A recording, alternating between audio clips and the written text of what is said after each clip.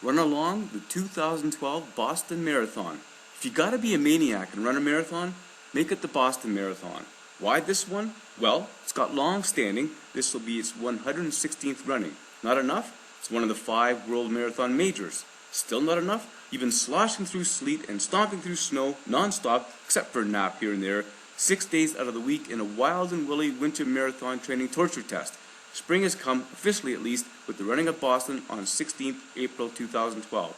It's now time to take off those boots and put on those shoes. Better make them jet propelled, because, according to sponsor John Hancock, this will be the fleetest men's and women's fields ever.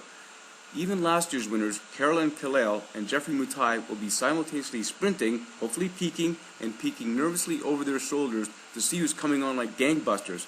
And Boston has a gut-wrencher in Heartbreak Hill. We'll collapse on that hill when we get to it momentarily.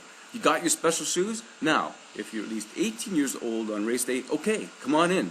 But only if you have met qualifying race speed standards as set out by the BAA Boston Marathon and a bunch of other bureaucracies. The timings are age appropriate, not that it's appropriate for anyone at any age to run 26 miles and 385 yards.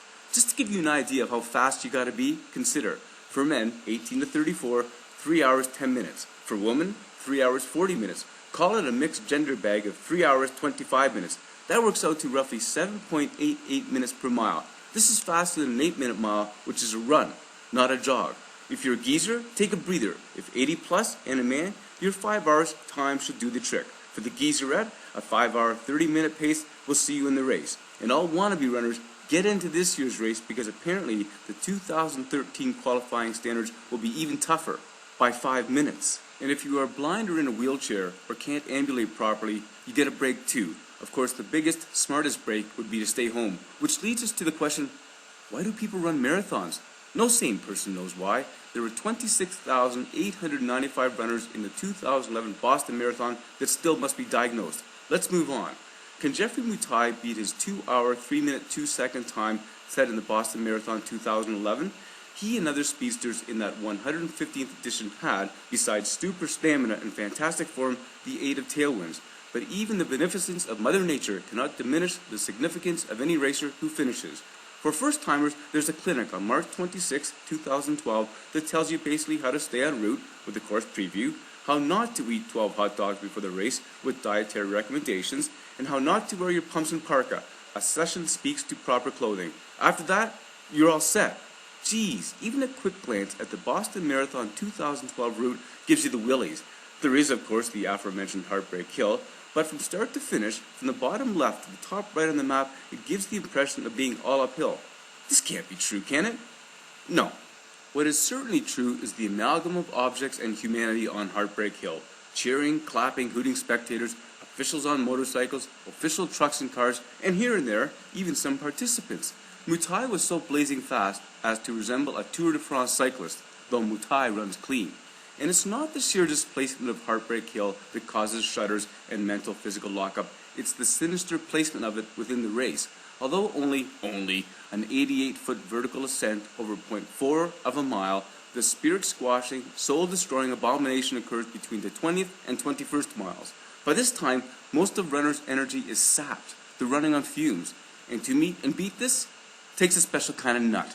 Competitors run differently. They'll have varied race time differentials, but no matter whom you are, during training, rest and recuperation are critical to arriving at Hopkinton, the start, not in a broken down heap.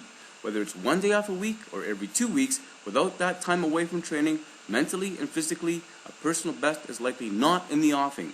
And don't leave the starting point pistons pumping. Save some strength for the second Heartbreak Hill half. And remember this too. The BAA does not assume responsibility for runners' health, safety, security, or support. And the weather can vary as much as the mood in a seance. In 2004, it was a sizzling 83 degrees. In 2007, it was a chilly 47. The attraction of this marathon is due to its history as the world's oldest annual marathon. It started way back in 1897, and, if most of us lined up in that year, we'd just about be finished by now. To finish up with a foaming beer. Just don't offer to buy a round, otherwise the approximately 500,000 roadside fans might belly up to your billfold. For this 2012 Boston Marathon, a new beer will be on tap. Adams Boston 26.2 Brew. In sync with the race premise of health and hardiness, it's a light beer. To run the Boston Marathon is a testament to dedication, diligence, and determination. To finish is a result of superior training and eating. To talk of your exploits to friends and family is to be accepted, expected, and enjoyed. To do the whole thing again is loopy and living.